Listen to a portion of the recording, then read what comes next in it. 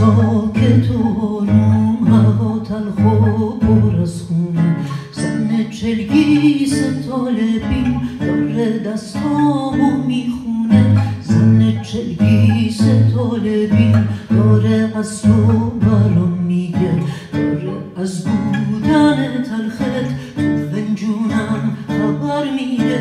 میگه سرخط عمر من به پیشونیت گره خورده. میگه حرفات ندونسته صدامو با خودش برده.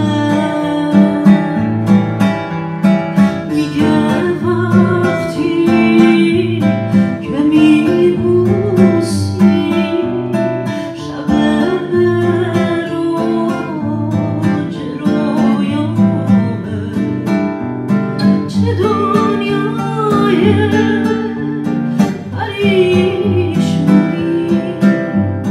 تو عمق خط دستامه.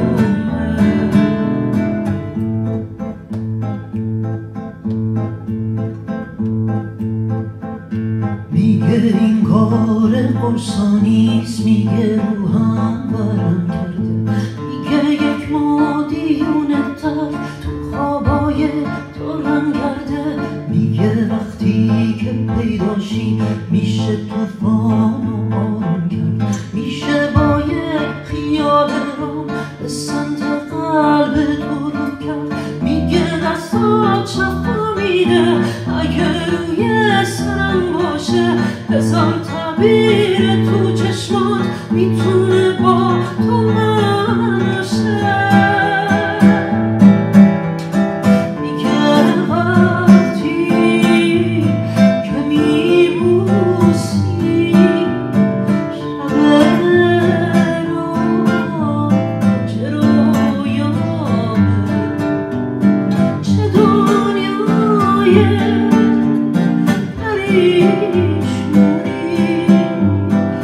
تو عمق خط دستامه.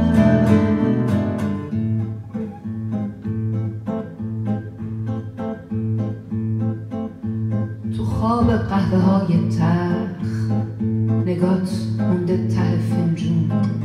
تو اینجا توی دستانی، تو ای شیرین تر از مجنون. میگه تو طالعم جنگه، یه دنیا زن تو من مرده. هزار خورشید خونالود تو چشمونم ترک خورده. میگه سر